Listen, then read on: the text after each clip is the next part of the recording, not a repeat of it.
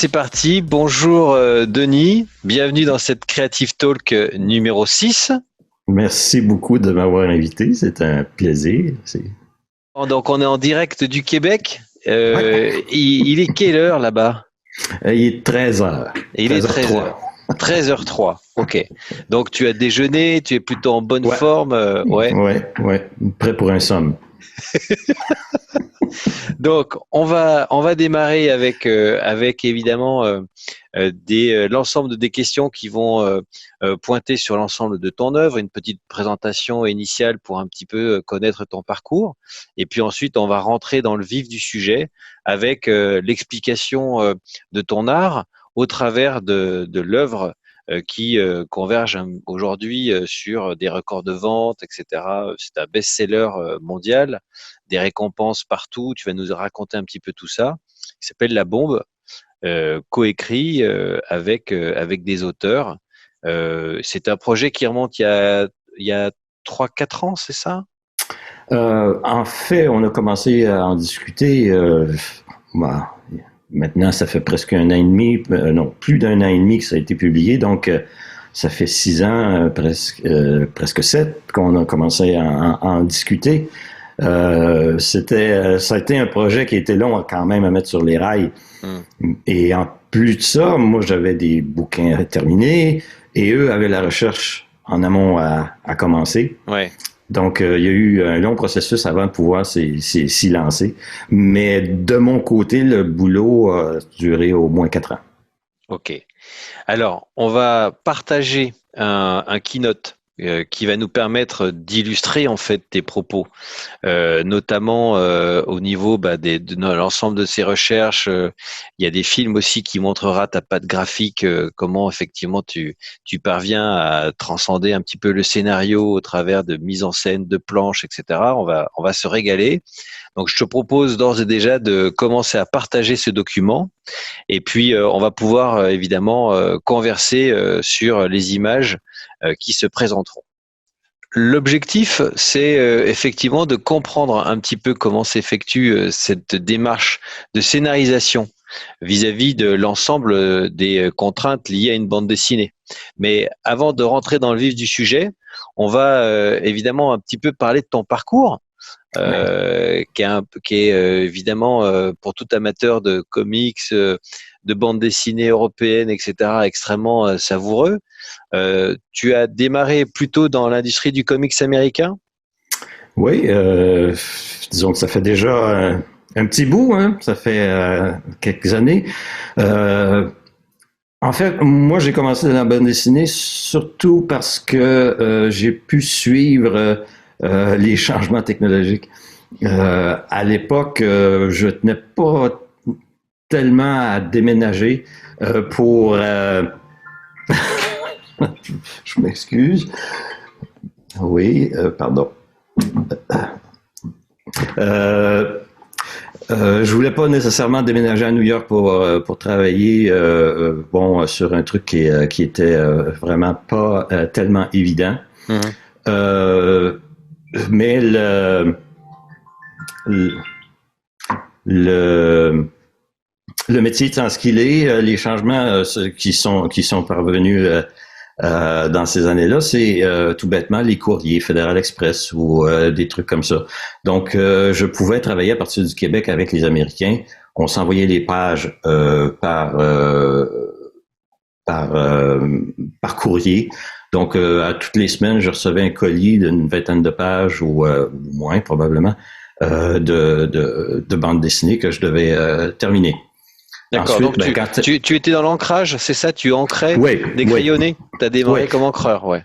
Ouais, et plus spécifiquement pour Superman, ce qu'on appelait du finishing, c'est-à-dire que le dessin lui-même était moins terminé que ce qu'on entend par des crayonnés classiques, disons. Mhm.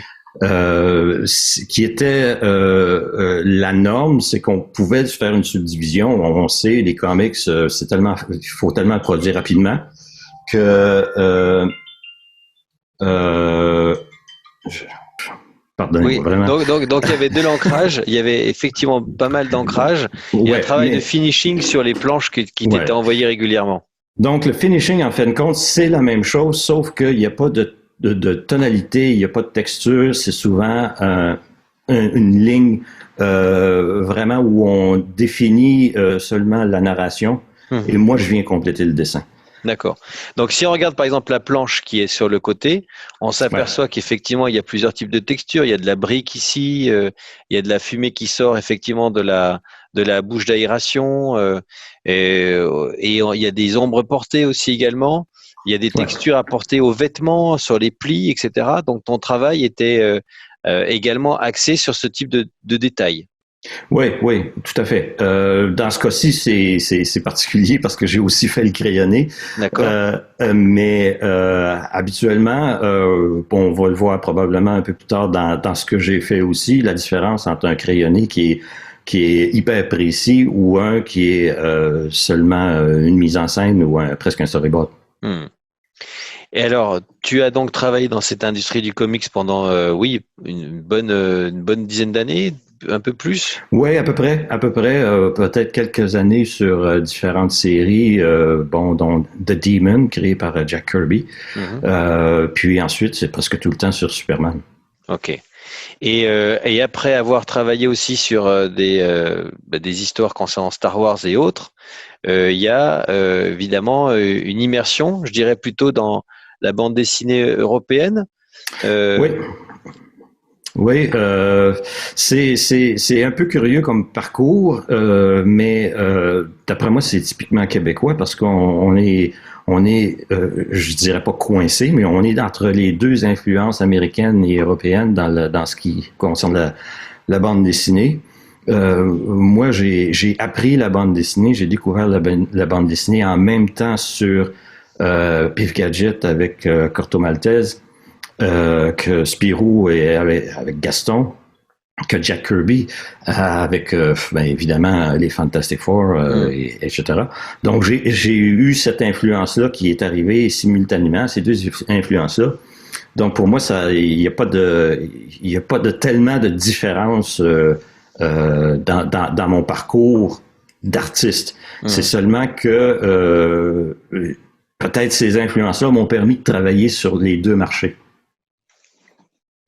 Alors, il y a pas mal de titres, évidemment. Je propose à l'ensemble des étudiants et des participants à cette Creative Talk d'aller regarder un petit peu tout ce que tu as pu produire parce que c'est quand même extrêmement impressionnant. Et puis, on arrive effectivement au projet La Bombe, un projet pharaonique parce que il y a toute une dimension technique, scientifique, historique. Il y a beaucoup de recherches, effectivement. Il faut aussi trouver un traitement qui est, c'est un roman graphique, donc en noir et blanc. Donc il y a quand même pas mal de paramètres complexes. Tu reçois en fait ces propositions. Comment ça s'effectue? Tu bossais aux éditions Soleil, si je ne m'abuse, et Oh, ouais, mais bon, si on peut dire, je butinais d'un éditeur à l'autre. ouais. Bon, le dernier truc qu'on a vu, c'était Aral chez Dargo. J'avais déjà fait un truc chez Glénat, une bande dessinée historique sur une biographie en fait de Lénine. Mhm. Puis ça faisait un bout de temps quand même que moi et Didier Alcante, on voulait travailler ensemble. Puis, bon, Dieu sait que j'en ai refusé des trucs qui étaient super bien, mais qui, bon, je sais pas, ils me parlaient pas à ce point-là. Quand est arrivé la bombe, c'est pas par souci commercial, absolument pas. Au contraire, c'est simplement que c'était vraiment le projet que je sentais qui pouvait m'intéresser. Mhm. Je le pressens quand c'est vraiment une bande dessinée que je voudrais lire. Mhm. Et là, en l'occurrence, donc deux scénaristes et toi qui est au dessin, comment s'effectue ce travail entre ces deux scénaristes? Oui, parce que Laurent Frédéric Bollé était à cette époque-là beaucoup plus expérimenté sur les gros volumes. Il avait fait Terra Australis, qui est un album aussi magnifique, avec une lourde pagination, ça aussi. Mhm. Donc, Didier se sentait plus à l'aise de travailler avec quelqu'un d'expérience sur ce point-là. Puis, ça leur permettait aussi de faire le double de recherche qu'une seule personne pouvait faire. Parce que la recherche historique, bon Dieu que ça m'a aidé pour tout le reste, ça m'a mis en confiance tout de suite parce que c'était hyper précis en tout point. Donc, d'où l'intérêt de travailler avec deux personnes qui peuvent y mettre le temps et la passion. Alors, je te propose de rentrer tout de suite dans la création de cette œuvre majeure qui est la bombe. Et on va démarrer par la première partie qui s'appelle fort naturellement l'immersion. Alors, dans l'immersion, ce qui est intéressant, c'est que on a parlé de la documentation importante qui est celle de tous ces événements historiques. Mais si l'histoire nous a renseigné sur évidemment ce qu'ont pu faire les uns et les autres, il y a d'abord et avant tout, du point de vue de l'éditeur, une organisation qui doit être mise en place pour que sur 450 pages, il y ait une gestion régulière des éléments à envoyer, des relectures. Et ça démarre tout simplement par un tableau Excel. Oui, parce que Didier a aussi un boulot qui s'appelle professeur de maths. Okay. Donc, la planification, c'est le genre de truc aussi qui peut nous mettre en confiance parce que faut comprendre que nous, on avait le devoir de publier à une certaine date pour le 75e anniversaire du coup, eux, ils travaillaient à deux scénaristes. Donc, il fallait se départager le boulot à faire. Donc, comme c'est un récit qui est choral, ouais. Il y a beaucoup de gens, il y a beaucoup d'endroits. On passe de la Norvège à l'Afrique, au Japon. Donc, chacun s'est distribué un peu, chacun des scènes. Ouais. Donc, on le voit dans les deux premières colonnes. Didier à gauche et Laurent-Frédéric Bollé, avec le total des planches dessins à faire.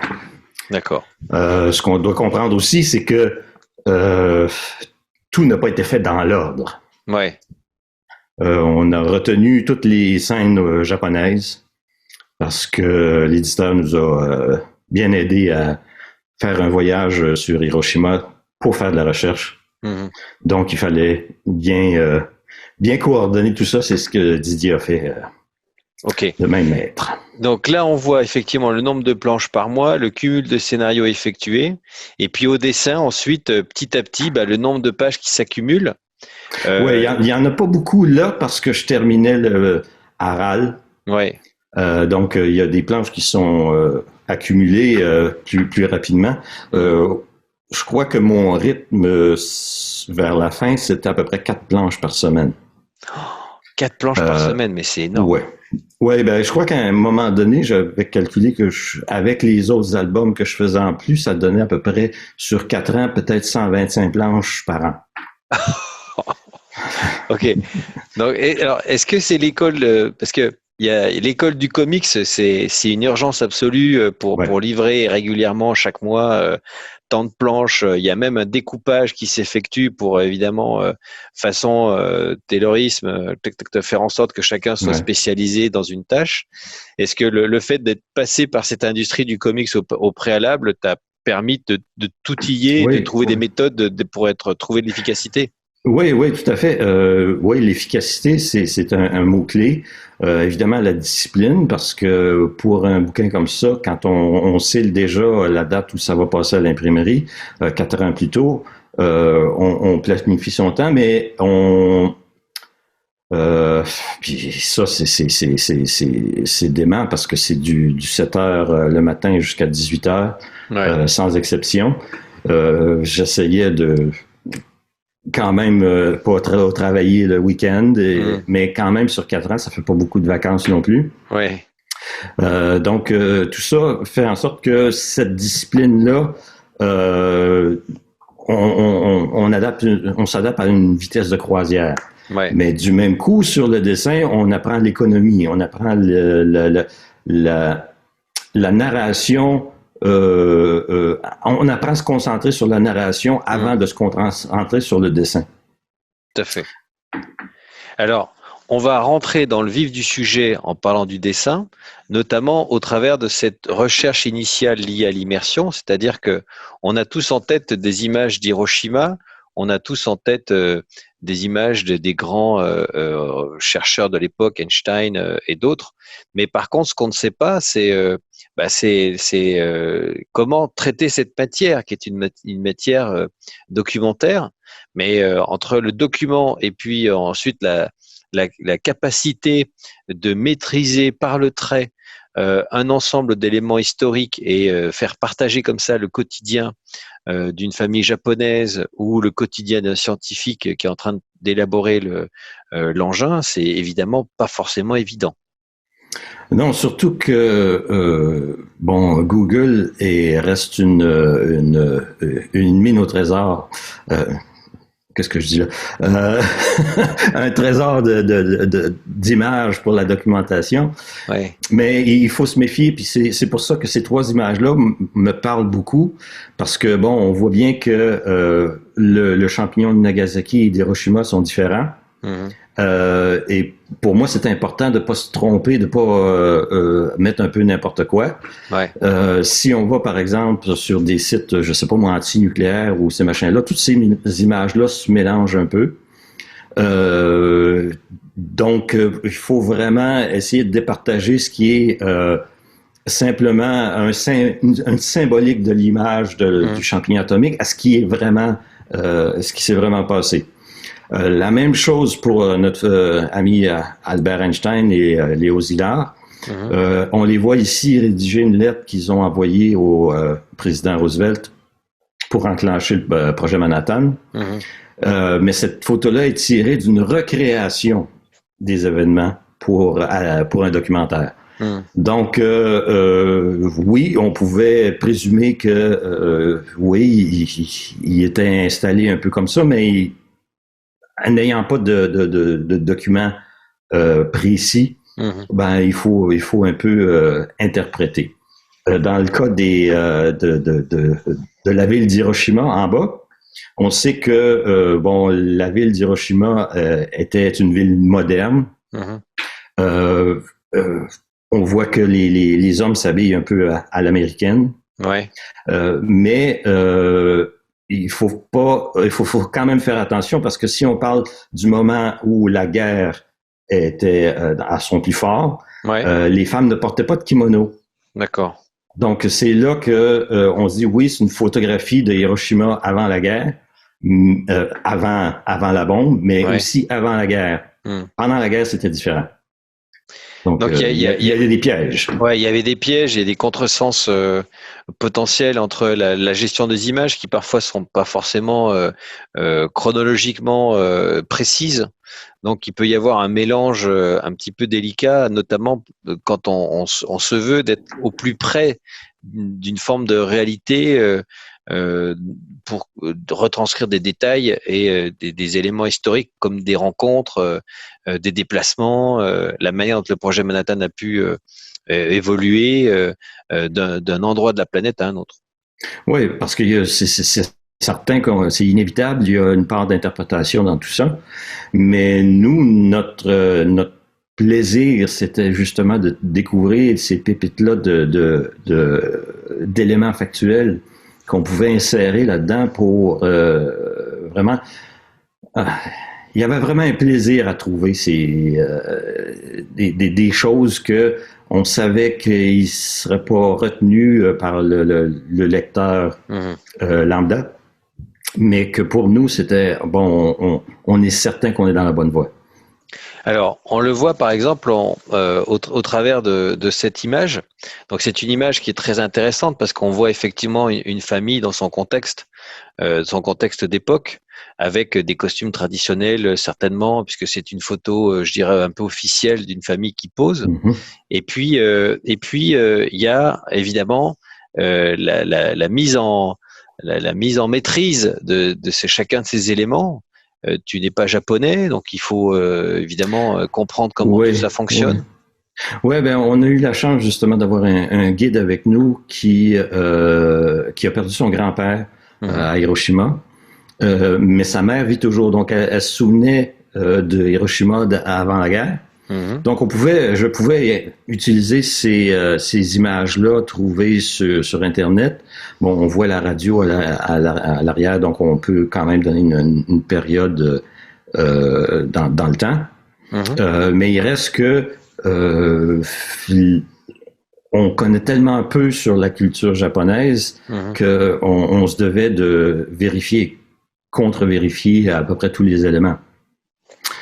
C'est pour ça que quand on bâtit une planche, on part avec un croquis qui veut seulement narratif, mais ensuite, ben, il y a tout le travail de correction qui vient avec tout ça. Ici, bon, ben, on va probablement parler du processus plus à fond tantôt. Ah bah oui. Mais Alors là, on y va avec quelques petits morceaux de bravoure que tu as eu la gentillesse de nous transmettre. Donc il y a effectivement, tu parlais de crayonné et tu parlais de premier parti pris de mise en scène. On va aborder la mise en scène hein, dans un peu plus loin dans la partie formulation. Mais là, ce qui est intéressant, c'est l'illustration concrète de tes propos sur comment aménager un cadre, un lieu, le rendre tangible et faire en sorte que les personnages qui se trouvent à l'intérieur de ce décor bah, puissent tout de suite, au premier regard, y accorder beaucoup de crédibilité. voilà, ben, parce que on s'entend, c'est la même chose au cinéma.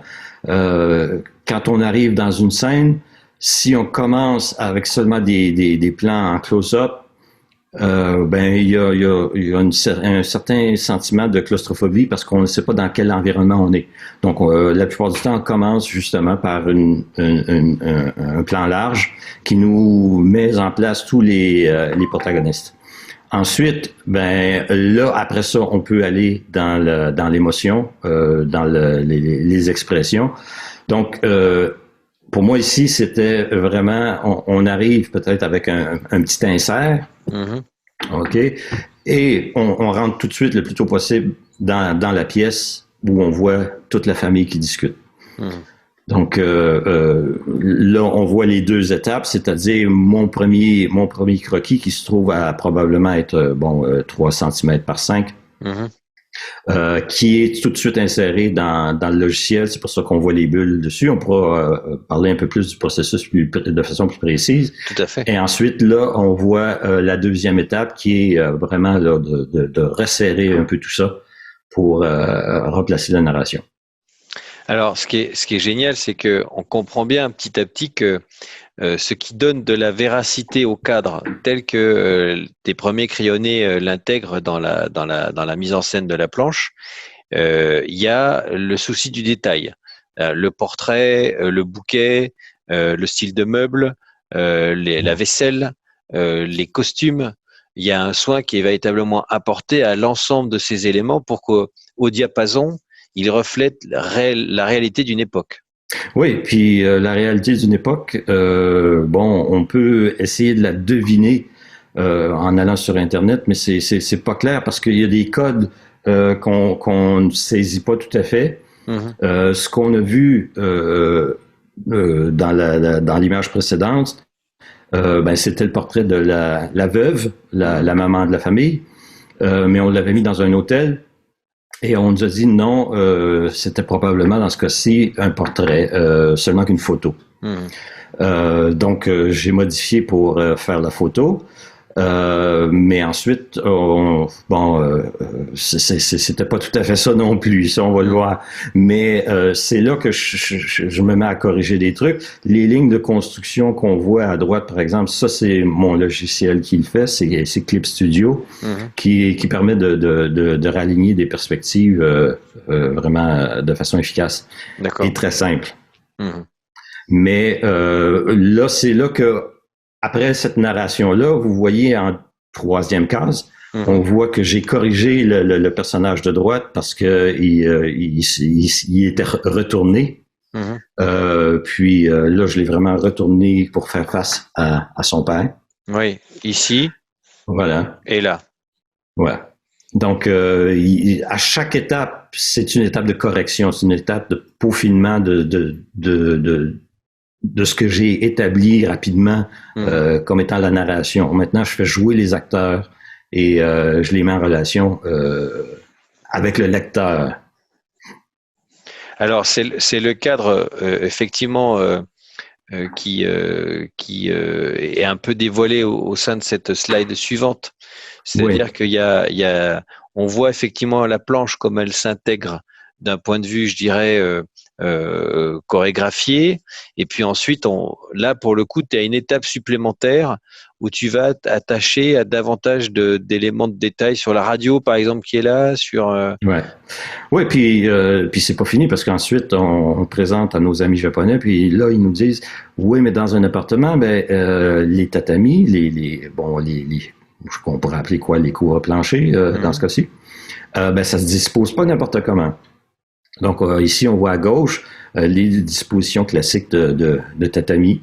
Ah oui, c'est les dispositions classiques de tatami là-haut. Voilà. Ah, c'est génial.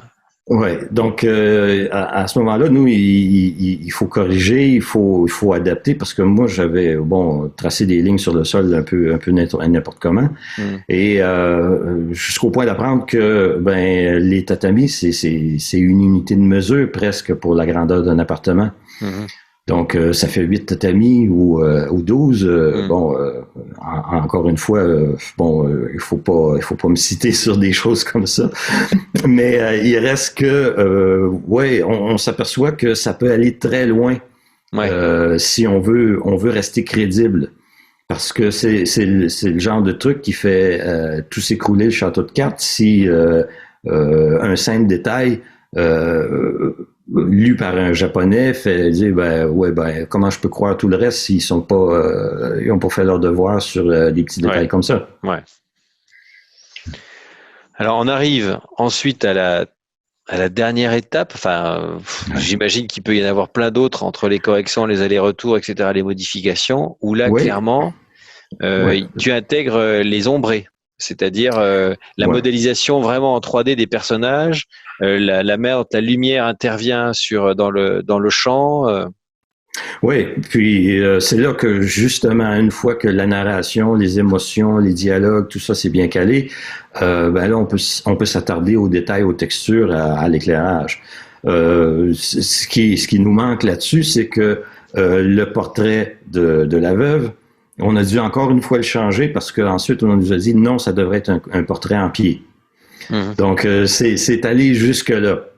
Ah ouais. Mais du coup, on se sent beaucoup plus en confiance quand on a réussi à avoir un dialogue avec des gens qui y étaient, actuellement qui connaissent à fond cette culture-là. Donc vraiment, je suis content parce que il n'y a pas eu vraiment de grandes critiques à part quelques petits détails sur cet album-là. Puis un album de 441 planches dessinées, il y a bien des endroits où on peut faire des erreurs. Oui, c'est sûr. 450 planches, c'est énorme. Ça équivaut à combien de dessins, enfin, si en termes de cases, c'est... non, c'est presque impossible à déterminer parce que chaque planche, disons que si on fait une moyenne d'à peu près 4 ou 5 cases, multiplié par le nombre de croquis et de crayonnés, il y a au moins 4 étapes à chaque page. Donc, oui, ok. Il y en a pas mal. Alors, on va passer à la deuxième partie de l'émission qui concerne plutôt cette fois-ci la conception. On a vu comment tu pouvais évidemment intégrer la dimension historique et la spatialité en fait du côté japonais, comment on peut mettre en scène ces différents personnages, comment aussi avec des effets de caméra tu tournes autour effectivement de tes protagonistes, mais pour raccorder à la dimension scientifique, il y avait aussi un gros travail à faire sur la dimension technique. Et comme l'idée c'est de réinventer au plus près de la réalité, il a fallu certainement aussi réinventer par exemple des éléments comme le laboratoire scientifique ou ce type de base.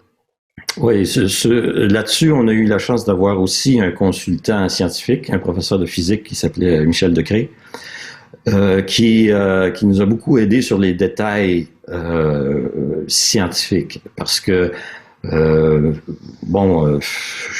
suis très loin du physicien, ou en tout cas mes connaissances sont très très très limitées. Donc il reste que oui, on peut bidouiller un truc qui peut ressembler à une machine ou à un machin, puis encore une fois, le château de cartes s'écoule aussitôt qu'on essaie d'expliquer ou avoir un petit élément au moins didactique pour vraiment faire comprendre c'était quoi les enjeux de cette course-là.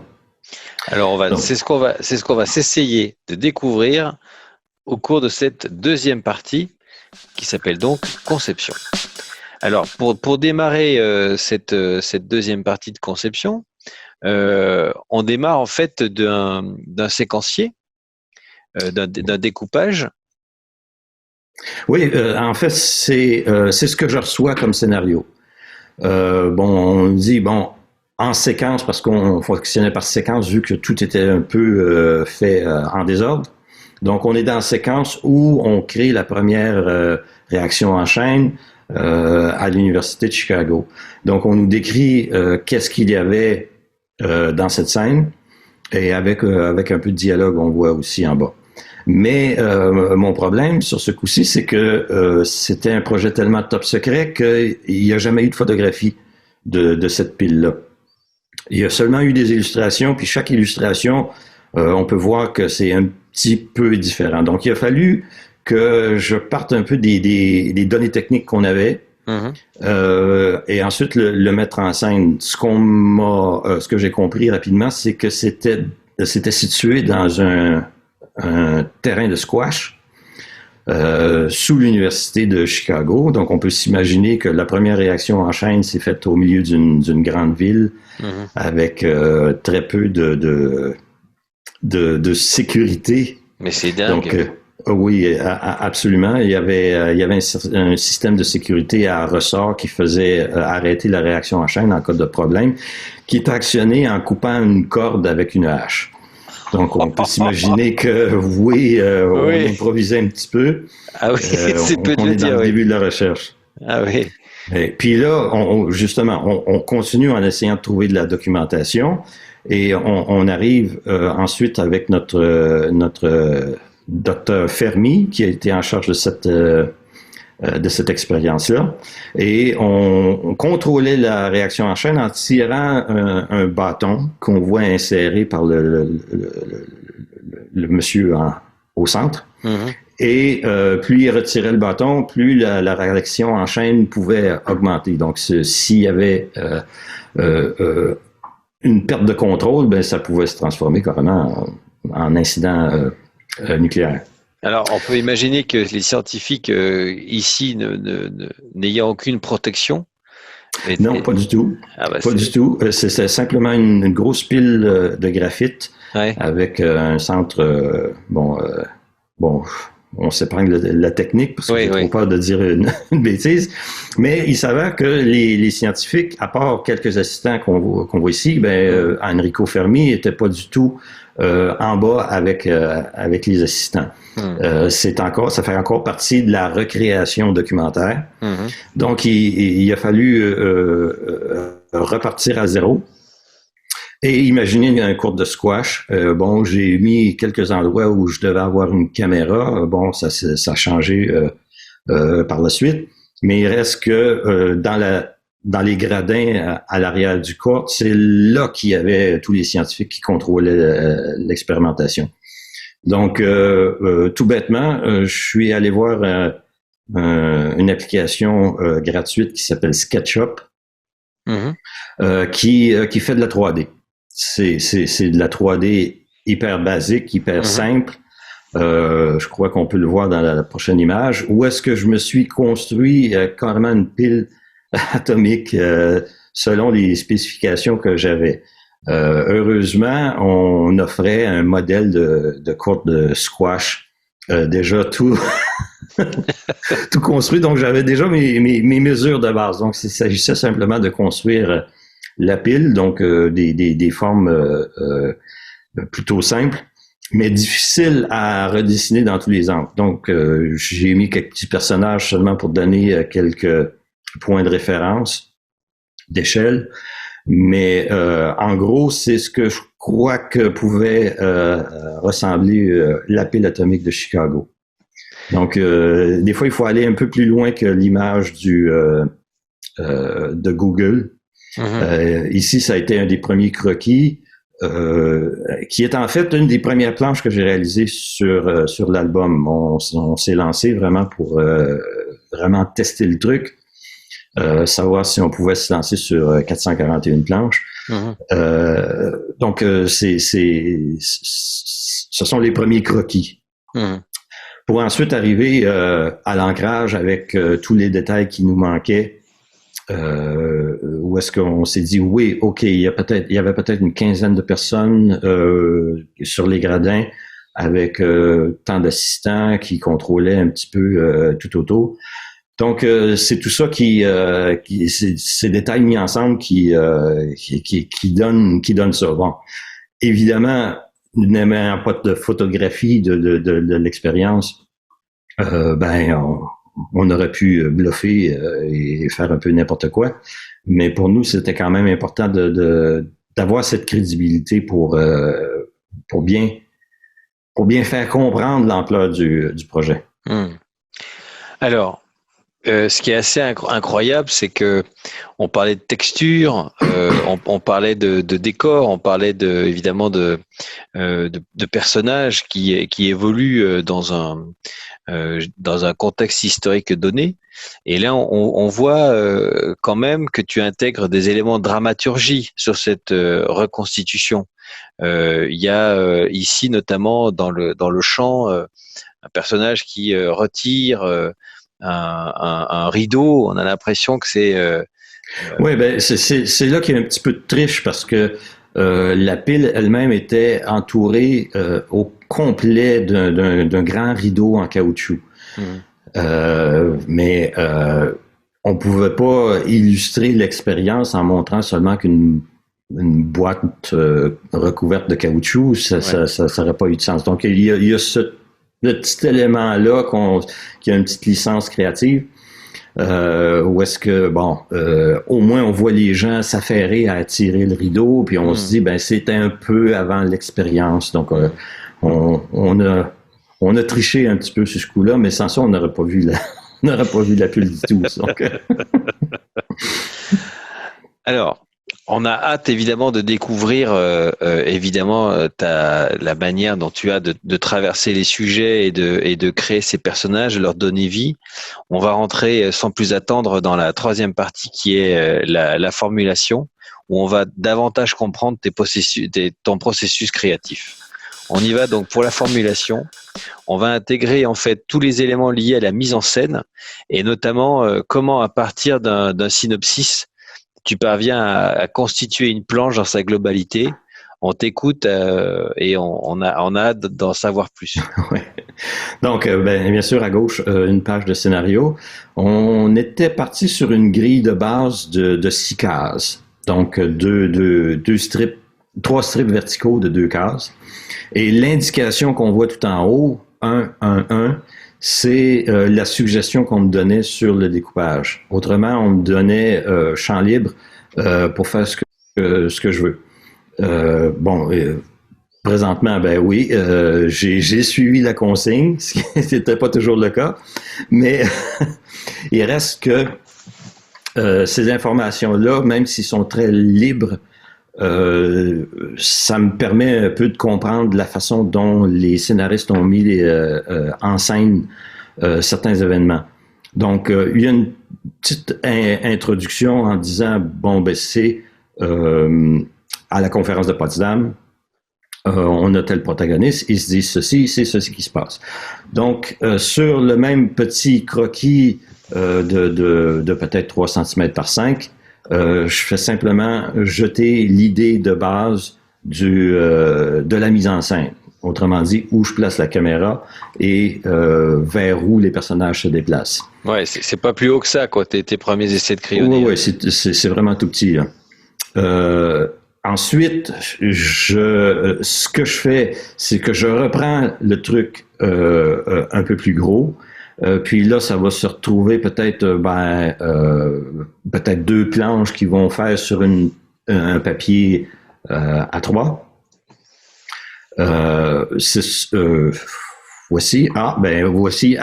J'ai utilisé ce coup-ci le même petit croquis tout petit et je l'ai intégré au logiciel. Le logiciel Clip Studio, c'est pas un logiciel qui coûte très cher, c'est pas la suite Adobe, mais il reste qu'il y a tous les éléments qu'on a besoin pour faire une BD. Et dans ce cas-ci, moi, je mets tout de suite, le plus tôt possible, en tout cas, mes croquis dans le logiciel pour placer mes bulles et ensuite déplacer au besoin les personnages, laisser un peu plus de place ou resserrer certains trucs pour que la page respire bien puis que je sois certain qu'il y a de la place pour mes bulles et tout le texte qu'on a besoin. Donc, à partir de ce moment-là, j'imprime, sans les bulles, mais j'imprime ce truc-là en bleu très pâle et je réimprime en format A4 pour faire le crayonné. Ce qu'on voit ici, oui. Bon, on voit l'exemple ici de cette planche-là qui est intégrée à Clip Studio, où est-ce que je tourne en bleu, parce que le bleu, une fois que je redessine dessus et je rescanne, le bleu est trop pâle pour être pris par le numériseur, le scanner que je mets en niveau de gris seulement. Donc, le bleu disparaît complètement. Donc, il n'y a pas de souci. On peut aller de correction en correction sans complication à ce moment-là. Donc, à chaque étape, on voit ici que l'étape de gauche, c'est mon crayonné final. Comme c'est moi-même qui fais les ancrages, mon crayonné peut être un peu plus lâché. Et une fois de plus, je l'imprime en bleu. Et là, je fais mon étape d'ancrage. C'est simplement que, traditionnellement, on le fait au crayonné, on encre par-dessus, mais il faut se taper toute une étape d'effaçage, il faut gommer tout le truc. Et la tendinite, c'est la tendinite. Oui, la tendinite arrive plus rapidement avec l'efface, avec la gomme effacée qu'avec le dessin. Ben oui, parce que ça en fait des trucs à effacer. Oui, puis ça cause toujours des problèmes parce que l'encre est pas toujours très opaque, donc on peut en effacer un petit bout, donc c'est pas super pratique. Donc en passant d'une étape, de chaque étape, les passer en bleu à chaque fois. Moi, ça me donne plus de flexibilité pour raccorder des trucs sans avoir à redessiner tout au complet. Puis à chaque fois, je peux peaufiner jusqu'à l'ancrage final. Alors, on le voit ici, ce qui est évidemment très intéressant, c'est que merci d'ailleurs de nous donner vraiment ces éléments. Ce qui est très intéressant, c'est qu'on voit bien qu'il y a une planche, c'est jamais finalement un travail qui s'effectue en une seule étape. Hein. Il y a tout un tas d'éléments et d'ailleurs les planches aussi, j'imagine, conçues par la suite parce que là il y a une séquence, mais c'est une séquence qui pourrait durer sur plusieurs planches. Ouais. Il peut y avoir des séquences d'ailleurs qui ouvrent sur des doubles planches, ce qu'on appelle les splash pages chez les Américains. Enfin, donc il y a vraiment à la fois une mise en scène liée au cadre, il y a une mise en scène liée à la coordination de la planche et sur le rythme de lecture, et ensuite un travail qui est fait sur une séquence qui peut avoir plusieurs pages. Oui, parce que on peut y aller dans le détail de narration de chacune des cases, mais on peut y aller aussi dans un champ plus large sur la page, sur la double page, ensuite sur la séquence au complet. C'est vraiment un travail de mise en scène et c'est là qu'on ne doit pas avoir d'hésitation à faire le lien avec le cinéma. Parce que chaque plan, chaque mouvement, chaque chaque choix de positionnement de caméra provient du même souci d'avoir une narration qui est fluide. C'est simplement que l'ellipse qui est ajoutée entre les scènes, par exemple, du cinéma, est plus fréquente dans une scène de bande dessinée parce que entre chaque case, il y a une ellipse. Oui, cette ellipse qui se situe entre chaque case correspond à la vitesse de lecture de la bulle, le plus souvent. Et on a aussi des choix de cases en fonction du rythme qu'on veut donner à la planche. On a cité Frank Miller en préparation en fait de cette talk, qui n'hésite pas à morceler la planche de plusieurs petites cases pour accélérer le rythme et puis aboutir à une séquence plus large, une image plus grande qui demande donc plus de temps de décryptage. Donc c'est par ce biais-là que tu crées du rythme dans ta planche. Oui, parce que il y a toutes sortes de moyens de créer du rythme, que ce soit par la compression de certains événements en utilisant l'ellipse, mais aussi on peut l'étirer de la même manière parce que autant Frank Miller peut compresser l'action en découpant beaucoup, il peut aussi l'étendre en surdécoupant. C'est-à-dire le temps qu'on passe d'une case à l'autre, si c'est simplement, je sais pas moi, prendre une bouffée de cigarette, le temps qu'on prend à sauter d'une case à l'autre, ça étire tout le facteur temps. Ici, la forme de case aussi peut le faire. Une case verticale qui est pas trop large, on a tendance à passer en lecture plus rapide. Et le truc vraiment large en cinémascope, ralentit légèrement la lecture. Évidemment, il y a le contenu aussi. Mais c'est là qu'il est important de bien diriger l'œil du lecteur pour que il n'y ait pas de confusion et qui veuille bien aller où est-ce qu'on veut le mener. Et alors, on remarque aussi également qu'il y a une construction de l'image, je dirais, sur la planche en elle-même. C'est-à-dire que tu démarres par le haut de ta case par le haut de la planche, par les deux protagonistes qu'on va retrouver à la fin, mais en champ contre champ.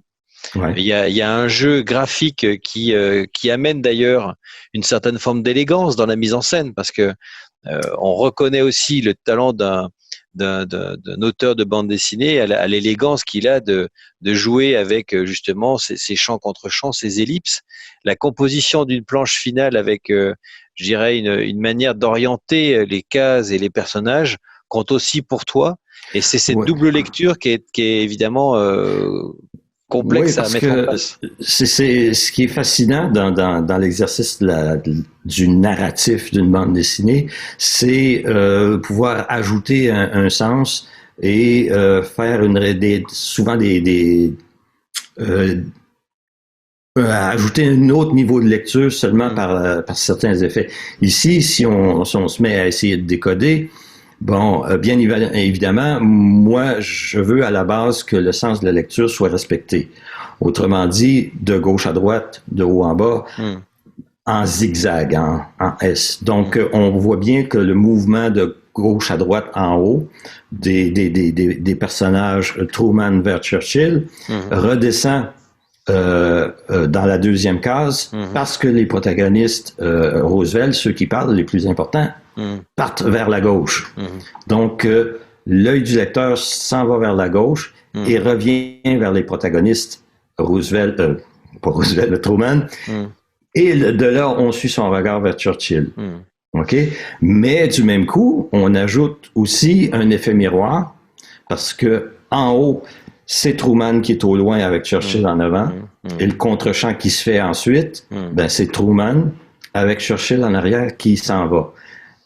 De plus, il faut noter que ce qu'on dit à Truman à ce moment-là, c'est qu'il va probablement perdre ses élections. Donc, on ajoute du sens en mettant Churchill qui s'en va à l'horizon. Et puis, quand on regarde la planche en diagonale, on s'aperçoit qu'il y a un travelling avant vers effectivement les Truman et son acolyte qui semble venir vers nous. Donc ça surajoute à cette Ouais. dimension de la scène qui consiste à se rapprocher d'eux pour savoir ce qu'ils racontent, comme si on s'approchait pour comprendre leur dialogue et tout. Ouais. Puis, faut pas oublier aussi que dans la planche elle-même, dans sa globalité, j'essaie de donner un effet de composition où est-ce qu'il y a un axe qui s'en va du bas à gauche vers le haut à droite, vers la main de Churchill, qui est dans les codes classiques de la composition d'une image. Donc, ça donne une image qui est plus dynamique quand ça va vers le haut comme ça. Là, je me souviens plus si c'était une page de gauche ou une page de droite, mais le mouvement de Churchill qui s'en va à l'horizon nous fait aussi sortir de la page pour nous amener à la page suivante. Ouais. Et mettre Churchill en majesté en haut de la page, même s'il s'éloigne, ça montre bien l'importance qu'il a vis-à-vis du sujet. Voilà, il a une présence massive alors que paradoxalement il s'éloigne et il nous fait partir de. Oui, parce que justement, il part à l'horizon, il va être diminué par la perte de ses élections. Il sort de scène en fait. Donc c'est des éléments comme ça. C'est précieux parce que si on peut s'y accrocher et l'insérer dans une narration, on sent qu'on peut aller au-delà de simplement mettre des personnages en scène qui sont face à face et qui parlent. Et alors cette intuition de la mise en scène sur la page, elle provient évidemment des nombreuses bandes dessinées que tu as conçues, regardées, observées. J'imagine que tu as un regard critique aussi sur des parties pris de mise en scène au cœur même d'une bande dessinée. Oui, disons que c'est un grand effort pour moi de rien dire, rien critiquer quand je regarde un film avec quelqu'un. Ouais. Donc au cinéma, t'es le spectateur qui devant. Non, mais là, j'aurais pas fait comme ça. Non, mais c'est pas que je ferais mieux, c'est simplement que mon processus de perfectionnement de mon art passe aussi par tous les éléments de narration qu'on me jette, puis sur lequel je dois réagir. Puis j'ai dit, à un moment donné, je me dis, j'ai pas compris. Pourquoi j'ai pas compris ce truc-là? OK? Puis ça peut être un effet que je ramène souvent à mes coéquipiers européens, parce que eux, ils font cette erreur-là souvent, qui est vraiment à proscrire aux États-Unis, où est-ce que on prend, par exemple, une grande deux horizontales, une au-dessus de l'autre, juxtaposées à une verticale à droite. OK, je sais pas si je me fais bien comprendre sur ce coup-ci, mais probablement que tout le monde a déjà vu dans une bande dessinée entre les cases certaines flèches pour diriger la lecture. Oui, voilà. C'est genre parcours fléché. Ouais. Donc déjà c'est une erreur parce qu'on n'est pas certain si on doit descendre de la première case à la deuxième ou on doit aller tout de suite à celle qui est à droite. Donc, s'il y a une confusion sur le sens de lecture, un lecteur, il se sentira pas perdu plus qu'une demi-seconde, mais il reste qu'il y a un petit malaise, puis tout à coup, on sort de l'histoire un petit peu. Alors, on va regarder un petit film, mais je te propose de parler par-dessus parce que en termes de formulation, il y a aussi le dessin en lui-même. C'est-à-dire qu'au-delà de la composition, du découpage et la manière de s'approprier le scénario pour ensuite travailler sa mise en scène dans le cadre, le hors-champ, gérer le champ, le hors-champ, il y a évidemment aussi le dessin, le trait, le graphisme. Et il y a effectivement une vidéo silencieuse, ou alors il y a une toute petite musique sur laquelle tu peux évidemment intervenir. C'est le Churchill de profil. voilà, je te le dis à l'avance. Est-ce que tu peux nous expliquer un petit peu ton approche du dessin, l'approche de ton art? Ouais. Bon, on a vu évidemment chaque étape. Maintenant, ce qu'on peut voir ici, c'est le crayonné que j'ai imprimé en bleu. On voit qu'il est suffisamment pâle pour ne pas être trop attrapé par le scanner, mais suffisamment clair pour que je puisse faire l'ancrage sans hésitation. Parce que pour moi, c'est le secret d'un ancrage qui est vivant, c'est de ne pas hésiter. Puis c'est pratique parce que ça nous fait travailler plus rapidement. On peut faire des planches plus rapidement, mais une partie du travail, c'est d'acquérir un certain niveau de désinvolture quand on arrive à l'ancrage pour ne pas tracer et plutôt dessiner avec la plume ou le pinceau. J'aimais pas au moment dans les années où je faisais de l'ancrage qu'on me donne un crayonné trop fini parce que j'avais l'impression seulement de répéter ce que quelqu'un d'autre avait décidé de faire. Et de toute façon, ben je suivais pas tout le temps. Et c'est bon un détail comme ça. C'était pas mon mandat aussi. C'était établi que s'il y avait une erreur de dessin que je pouvais déceler en quelque part, c'était convenu que je pouvais corriger. Donc pour moi, ça a toujours fait partie du processus. Chaque étape est une correction de la précédente. Mais on n'empêche que on n'est pas à l'abri des erreurs. Maintenant, avec le numérique, on fait CTRL-Z et on change.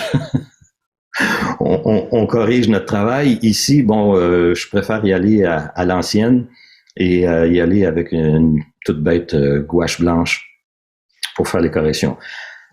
Pour la question de détails de matériel, le détail technique, ça ici, c'est une plume qui est faite par Speedball, la Hunt 102, qui est la classique des dessinateurs américains depuis des décennies. Moi-même, je l'utilise depuis une trentaine d'années et j'espère qu'elle va continuer à exister pour encore un bout de temps parce que Dieu sait que les outils non numériques ont tendance à disparaître par le même chemin que les dinosaures.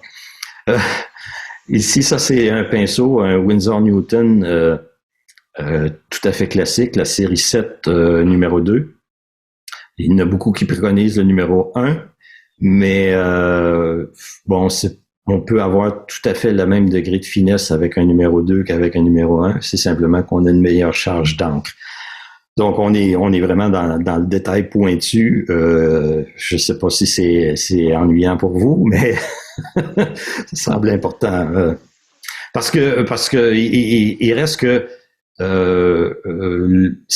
on peut faire de la bande dessinée avec n'importe quoi, de n'importe quelle façon, avec n'importe quel outil. Mais pour moi, avoir les meilleurs outils possibles, c'est une question de confiance et de confort. Donc, avoir les meilleurs outils possibles, ça ne peut qu'aider à avoir les meilleurs résultats possibles. Alors, on parlait effectivement du matériel que tu utilises, donc le Speedball. Oui. Et le pinceau Winsor. Oui. Et en termes de papier? En termes de papier, le papier dessin comme ça ici, c'est simplement un papier à dessin tout bête. Il y a pas de marque particulière, en autant que ça soit pas trop lisse, que le crayon prenne bien. Pour ce qui est de l'ancrage, ça va être un Strathmore 300. Je ne sais pas s'il est disponible en France, mais ça fait tout à fait l'affaire. C'est de plus en plus difficile de trouver un bon papier pour l'ancrage parce que la plume a tendance à bien accrocher dans la pulpe. Faut réussir à prendre le temps d'apprendre chaque particularité des outils, autant la plume que le pinceau et comment ils vont réagir avec le papier. Dans le cas ici, je voulais montrer ces dessins-là parce que on parlait du sens de la lecture tantôt. Mhm. Et là, je me suis aperçu dans mon premier croquis à gauche que les personnages descendaient la colline, mais descendaient de droite vers la gauche. Donc, je les faisais sortir de la planche. Mhm.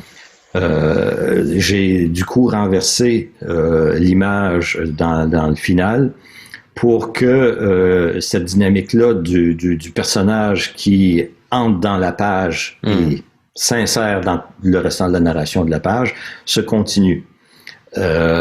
Évidemment, bon, on pourrait suivre le personnage et dire, ben oui, on se dirige en fait vers la troisième case à ce moment-là, mais c'est sans compter avec les bulles qu'il va avoir au-dessus. Oui, qui vont permettre de faire le lien avec la deuxième case. Donc, il y a tous ces éléments-là aussi qu'on peut utiliser pour manipuler le sens de lecture. Mais ce qui est assez dingue, c'est que même dans tes registres de crayonné, il y a déjà des textures sur les feuillages, par exemple. Il y a déjà des textures, des effets de texture sur les vêtements. Il y a déjà voilà. Ouais, parce qu'en fait, dans ce cas-ci, c'est plus rapide de faire un paquet de gribouillis avec le côté du crayon que de dessiner chaque feuille une par une. Donc, la texture, pour moi, c'est suffisant pour avoir des indications et avoir l'assurance que j'improviserai pas un paquet de feuillage sans trop savoir où je m'en vais. Quand je vais arriver pour faire l'ancrage de quelque chose comme ça, j'irai pas faire le contour de chaque feuille ensuite pour le remplir de noir. C'est une perte de temps. J'y vais directement à coups de pinceau et chaque coup de pinceau fait une feuille. Donc, c'est vraiment dans ce type de technique d'ancrage-là qui permet d'avoir ce sens de la désinvolture et en même temps de pas de prendre des heures à surdessiner, à dessiner un contour et ensuite le remplir tout bêtement. Le pinceau a sa texture, sa façon de s'exprimer. Il faut le laisser aller parfois. Alors, ce qui est vachement intéressant, c'est que et c'est là tout l'enjeu de la réalisation d'une bande dessinée, c'est que c'est évidemment beaucoup de précision, beaucoup de minutie, une approche technique sur les angles, les perspectives, les personnages, les décors, les mouvements, la mise en scène dans le cadre, dans le rythme de la planche, et tout à la fois dans sa traduction formelle, une forme de désinvolture. C'est-à-dire qu'il faut qu'on ait la sensation que ce soit facile. Ben, l'art, c'est de cacher l'art. C'est de cacher le travail qu'il y a en arrière. Bon, parce que si on surtravaille quelque chose, chaque nouvelle étape va devenir plus rigide. Ouais. Donc, il faut se laisser la chance de redessiner, de réinterpréter et pas tout simplement faire une photocopie de l'étape précédente. Alors, on arrive, et là c'est absolument fabuleux, on arrive justement à cet art qui consiste à effectivement évoluer autour d'une scène et qui intègre cette fois-ci la dimension du dessin, des ombrés. En fait, c'est un petit peu une synthèse de tout ce qu'on s'est dit.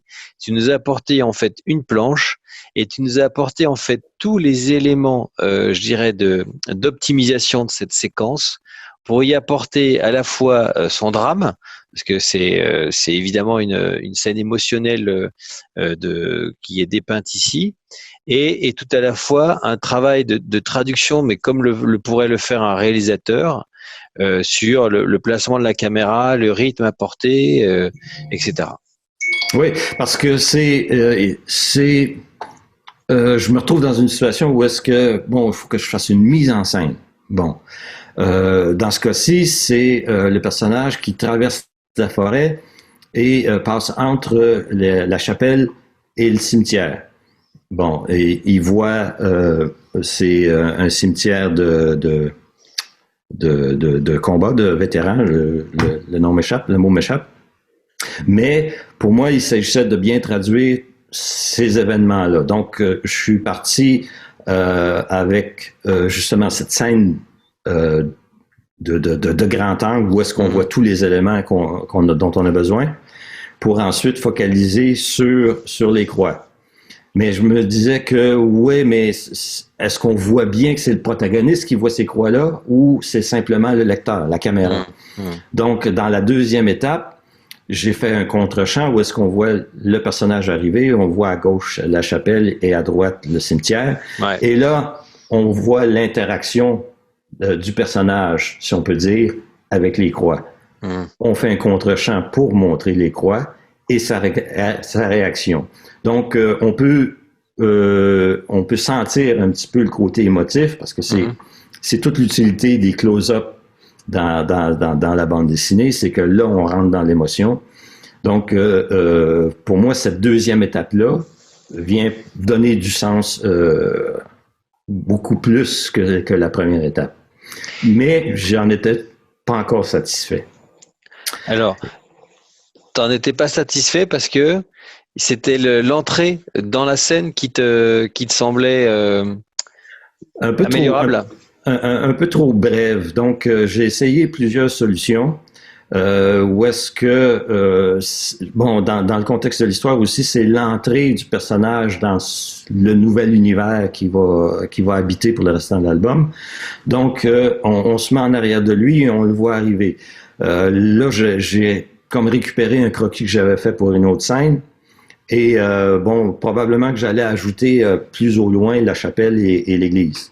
La chapelle et le cimetière. Donc, du coup, j'essaie de voir si ce champ contre champ avec les croix peuvent me donner un élément visuel qui est plus fort. Donc, on arrive dans un jeu d'ombre chinoise où est-ce que le personnage est centré et est au centre de ces croix-là. Donc, il y a un essai vers un nouveau niveau de lecture où est-ce qu'il y a un sentiment peut-être un peu d'oppression. Et en même temps, ces noirs-là nous permettent de faire la focale sur le personnage. Ben oui. Donc, il y a tous ces outils-là qu'on a à notre disposition pour optimiser la narration. Donc, je continue avec le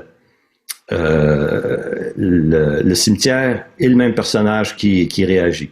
Mais encore une fois, là, c'est trop bref entre le moment où il sort de la forêt et il arrive devant le cimetière. Donc, j'ai redécoupé. Ouais. Et à droite, on le voit de dos. On prend le temps de voir en contexte dans la forêt. On le voit sortir de la forêt. On défile le reste. Mais encore une fois, je crois qu'il y avait encore moyen d'améliorer le truc. Parce qu'on se retrouvait avec un paquet de petites vignettes. Parce que ce que j'aime bien faire, là, si on reste là-dessus un petit moment, c'est de varier toujours aussi le format des plans pour pas toujours avoir les personnages au même format. Donc, dans la case 2 et la case 3, j'ai l'impression que c'est à peu près la même case. Ouais. Donc, pour moi, ça fonctionnait pas. Il fallait encore y ajouter une autre réflexion. Entre ce qui se passe ici et ce qui se passe là, il y a un truc qui... Une redondance. Ouais, c'est comme un effet de montage où parfois il y a des raccords dans l'axe et ça split un peu et... Ouais, puis ça peut donner un bel effet au cinéma s'il y a du mouvement dans la case. Ouais. Quand c'est voulu, quand on veut vraiment donner un sens du rythme. Si j'avais ajouté simplement une troisième case avec ce même plan-là, là, il aurait pu avoir une autre signification. Ouais. Mais là, dans ce cas-ci, ça fonctionnait pas. Et alors arrive peut-être le début d'une solution. Ouais, c'est là qu'on s'aperçoit que pour le faire en une planche, ça devenait compliqué. Il fallait surdécouper, rajouter des cases. Bon, je suis dans un contexte un peu plus roman graphique ici. Donc, c'est pas une question de faire 10-12 cases par planche comme souvent on le voit. Donc, ici, je prends un moment de réflexion, si on peut dire. Je le vois sortir de la forêt, je le vois marcher dans la forêt. Donc, on voit une meilleure variété de plans. On le voit prendre plus son temps à intégrer. On est plus dans le cinéma d'auteur, si on peut dire ici. Oui, avec des plans qui prennent le temps de montrer la marche. de montrer le cheminement pour arriver à justement ce momentum qui est l'émotion qu'il va subir. Oui, parce que c'est encore là, il arrive dans un nouvel univers et il y a ce petit moment d'introspection, d'intimité qui est signifié seulement par un close-up des pieds.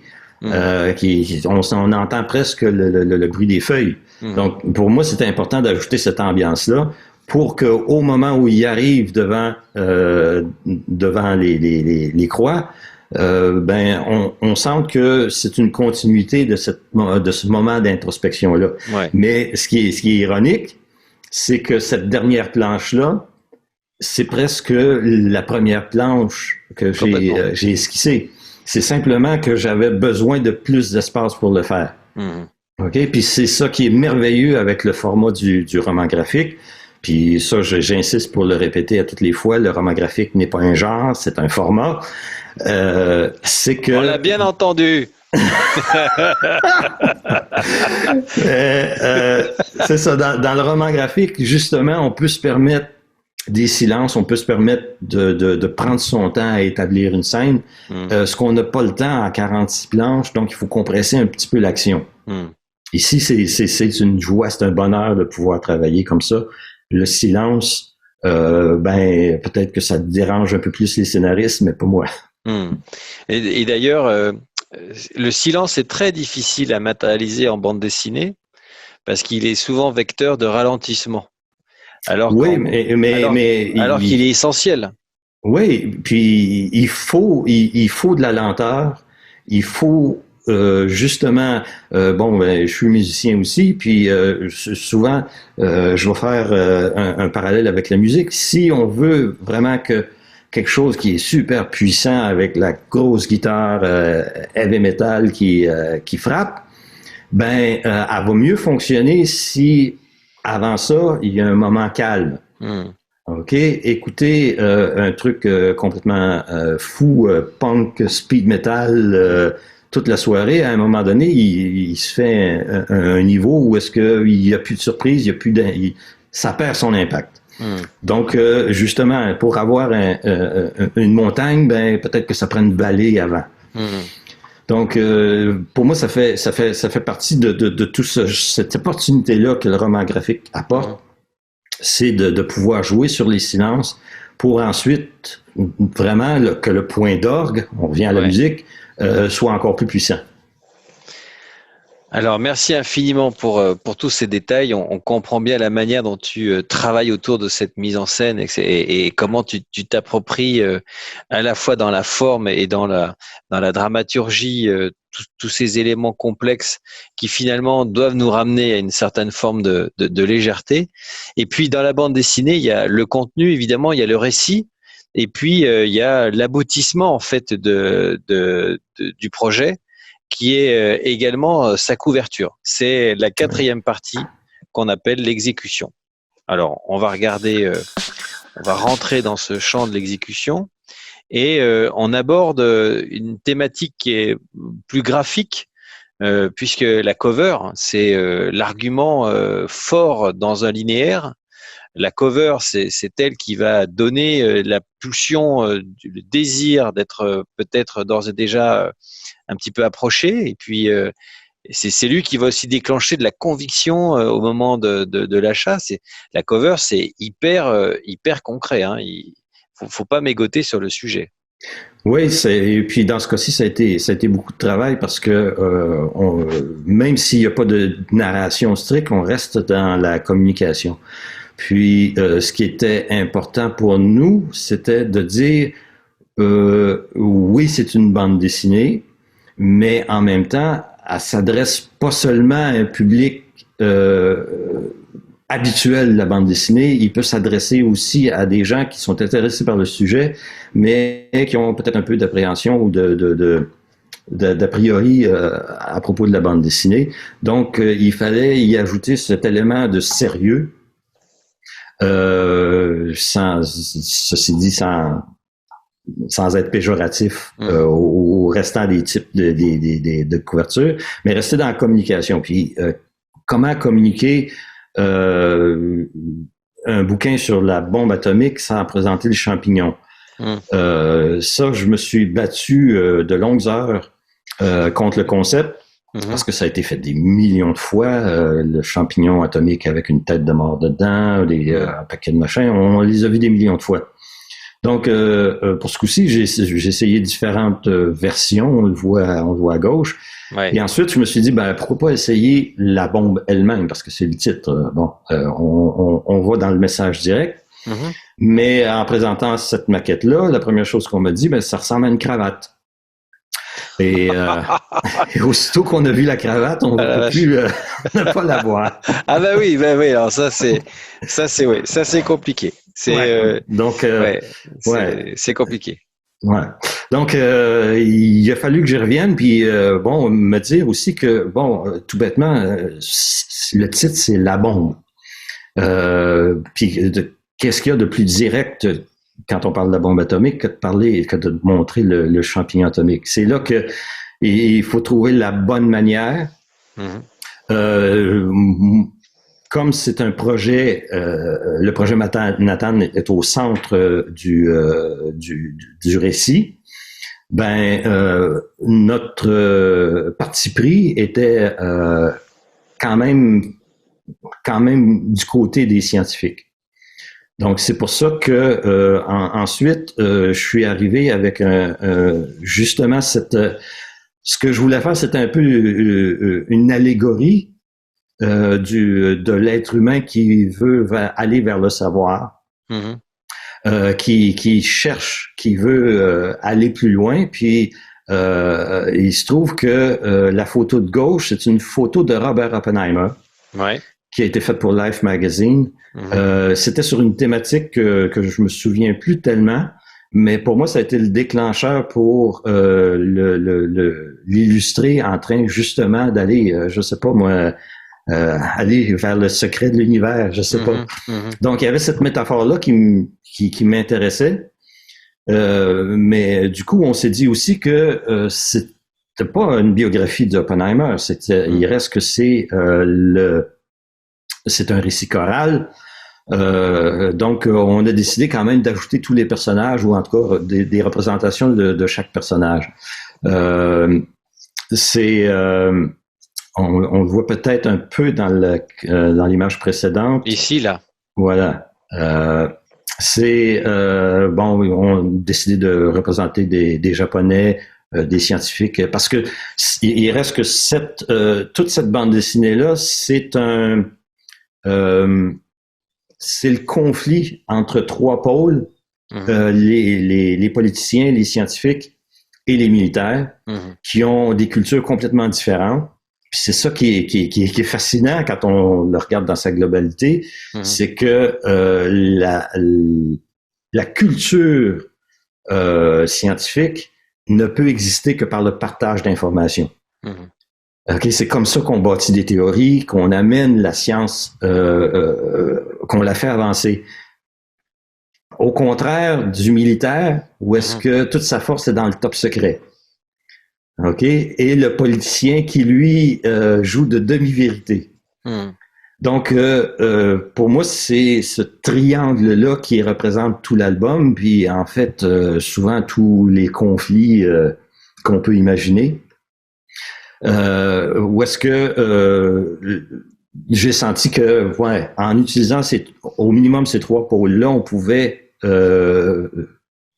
signifier qu'on allait plus loin que simplement la création de la bombe, mais aussi des protagonistes qui participaient. Et on le voit ici sur la cover, on pourrait presque penser qu'ils se joignent les mains, mais en fait, ils assistent tous avec le scientifique au centre qui est un tout petit peu plus massif. On comprend bien que c'est une chaîne. C'est une chaîne humaine qui a abouti et qui vont se faire blaster par tous. Oui, parce que on comprend qu'ils jouent avec quelque chose qui est vraiment plus gros qu'eux, qui est devenu hors de contrôle très, très, très rapidement. Donc, les voir justement un peu étonnés, un peu abasourdis devant la bombe, pour moi, c'était le message qui qui pouvait amener à un deuxième niveau de lecture ou à plusieurs niveaux de lecture où est-ce qu'on arrivait à l'humain face à la bombe. Et quand, par exemple, tu es sur celle-ci, c'est peut-être la première version Ça veut de la dire que non, cover? ça c'est la nouvelle version, c'est une édition spéciale Waouh. limitée avec c'est une jaquette en fait qui est ajoutée. Ça c'est sorti tout récemment.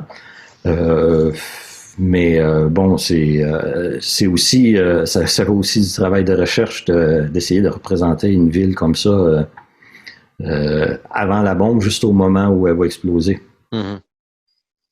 Alors, quant à choisir entre l'allégorie et je dirais la représentation euh, dramatique sur la cover, c'est évidemment deux partis pris qui sont complètement différents.